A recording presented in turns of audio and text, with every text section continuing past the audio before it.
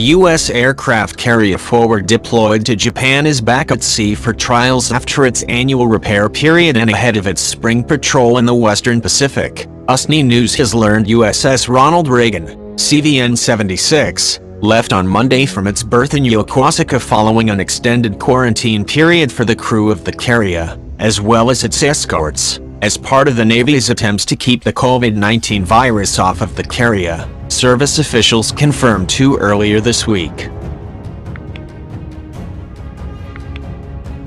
Like the West Coast Nimitz Carrier Strike Group, Task Force 70 ordered the crew into a restriction of movement (ROM) period in Japan ahead of the sea trials. At the conclusion of the ROM period, U.S. 7th Fleet discovered several asymptomatic positive COVID-19 sailors in the quarantine crew and kept them off the carrier. The Navy did not disclose the number of cases, but the New York Times reported there have been at least 16 positive cases from sailors assigned to Reagan. The quarantine period ahead of deployment is one of the lessons the Navy is absorbing from the outbreak on USS Theodore Roosevelt, CVN-71, that has sidelined the carrier in Guam since March 27th. The carrier reported more than 1,000 positive cases stemming from what started out as just a handful of infected sailors. Curbing infections on deployed ships has become a top priority for the Navy.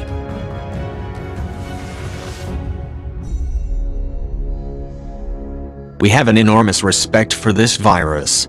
It's insidious, and the reason why it's insidious is the asymptomatic spread, Vice ADM Richard Brown, the commander of Naval Service Forces in Naval Service Force Pacific, told USNI News in an interview Friday. The underway comes as senior leaders have warned of increased Chinese military activity in the South China Sea.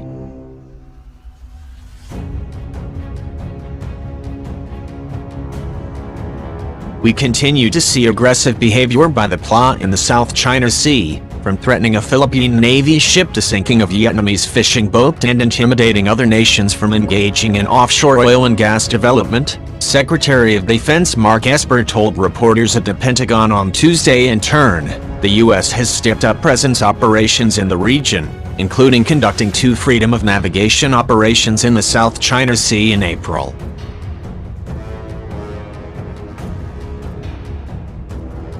Additionally, while Roosevelt was pierside in Guam, amphibious warship USS America, LHA-6, operated off the coast of Malaysia near a mineral claim dispute between Jakarta and Beijing following the completion of sea trials. Reagan will begin its Western Pacific patrol. I think it means a lot not only to our sailors of our strike group but also to our nation as a whole and our partners and allies that we get Reagan back to sea and back out on deployment where she belongs, Task Force 70 Commander Rear ADM George Wickoff told Stars and Stripes on Friday.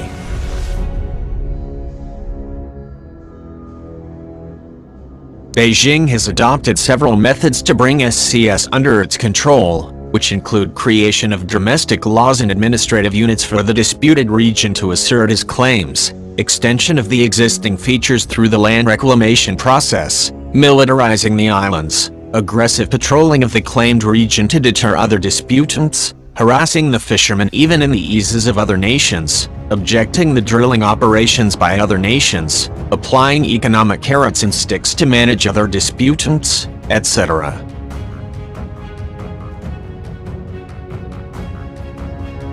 Beijing has the perception based on its 3 warfare strategy that through continuous and aggressive propaganda, a stage may be achieved when the world, including other disputants, could be forced to accept the Chinese claims.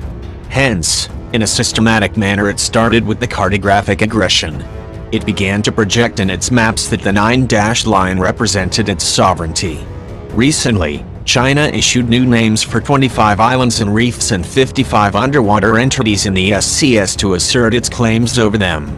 This was followed by the establishment of 2 districts to administer Paracel and Spratly in the SCS.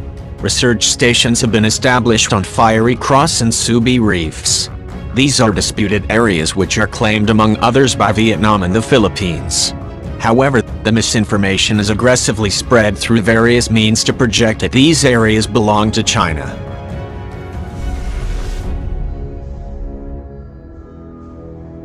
This standoff between the Chinese and Malaysian vessels has been going on since December 2019 and is the latest development in a series of targeted harassment by the Chinese vessels of drilling operations in 5 oil blocks off the Malaysian coast.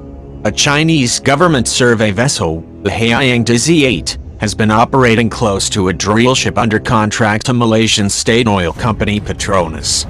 In February 2002, China warship targeted the BRP Conrado yacht of the Philippines near Malampaya gas field in the West Philippine Sea.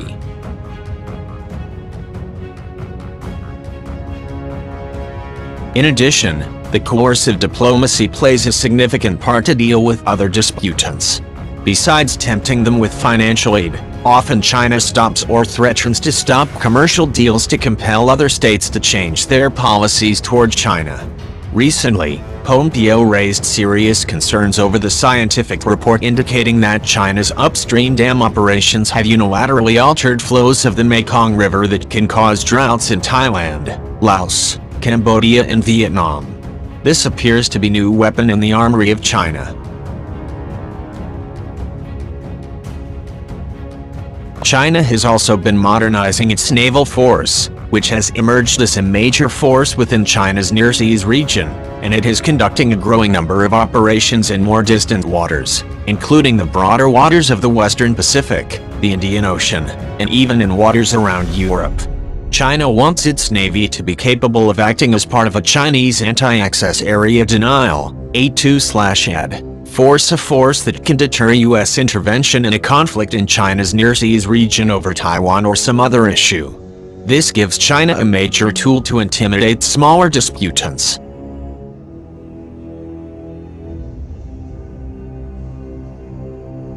The foregoing activities have pushed the smaller disputants to strongly protest against the Chinese provocative activities.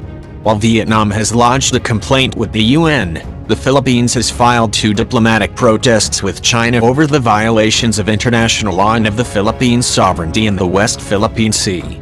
Malaysia in December 2019 had requested to the United Nations, UN, to stretch its boundaries beyond the normal 200 nautical miles. The above actions suggest that China is prepared for escalation and that it is not serious for resolution of the issue through negotiations. Diplomatic talks are aimed at buying time for strengthening its claims. This key judgment needs to be understood by other claimants.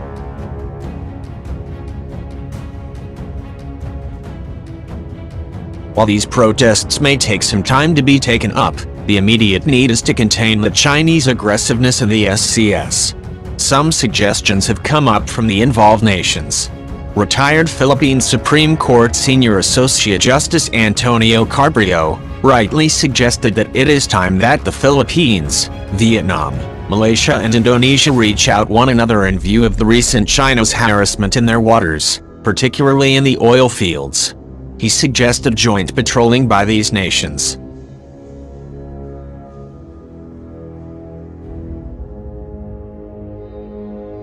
A unified strategy of Vietnam, Malaysia, Philippines and Indonesia is indeed central to containing China. The joint patrols would send a strong message to China to stop provocative steps. At the same time, the countries like us, Japan, Australia and India should be providing assistance to these countries and should be prepared to join their patrols occasionally whenever required. The region is strategically important for external powers as well. Any change in the strategic balance could be damaging for all.